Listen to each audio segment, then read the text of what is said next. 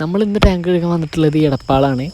അപ്പോൾ നമുക്കിപ്പോൾ ഡെയിലി 4-5 വർക്കുകൾ ഡെയിലി കിട്ടലുണ്ട്. അപ്പോൾ ഈ ടാങ്കിൻ്റെ ഉൾഭാഗം കണ്ടില്ലേ, നമ്മൾ ഒരു വീട്ടിൽ കയറി ചെന്നിട്ട് നമ്മളെ വീട്ടിൽ ചെന്ന് കഴിഞ്ഞാൽ അവരോട് നമ്മൾ ചോദിക്കുവാൻ ടാങ്ക് ക്ലീൻ ആക്കിയിട്ടുണ്ടോ. അപ്പോൾ ചിലർ പറയും ആക്കിയിട്ടില്ല, ചിലർ വേറെ ആക്കിയിട്ടുണ്ട്.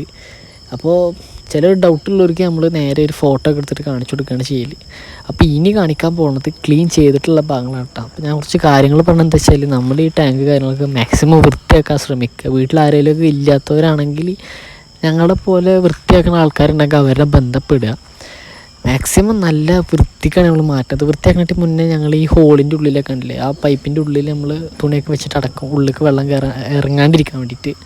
അപ്പോൾ ഇനി നമ്മൾ കാണിക്കാൻ പോകുന്നത് വൃത്തിയാക്കിയതിന് ശേഷമുള്ളതാണ്. അപ്പോൾ ടാങ്കിൻ്റെ പുറം ഭാഗം അടക്കം നമ്മൾ തുടച്ച് വൃത്തിയാക്കി അതടക്കം ഉരച്ച് കഴിയുന്നുണ്ട്.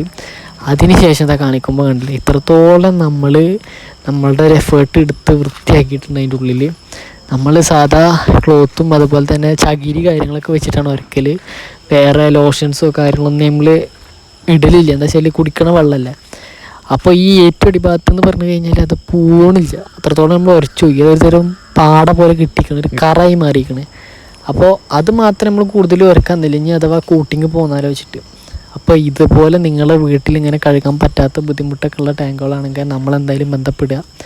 നമ്മൾ ഈ എടപ്പാൾ, പട്ടാമ്പി, കുന്നംകുളം ഈ ഏരിയയിലൊക്കെ ഉള്ളതാണ്. അപ്പോൾ എന്തായാലും അടുത്തൊരു വീഡിയോയിൽ കാണാം.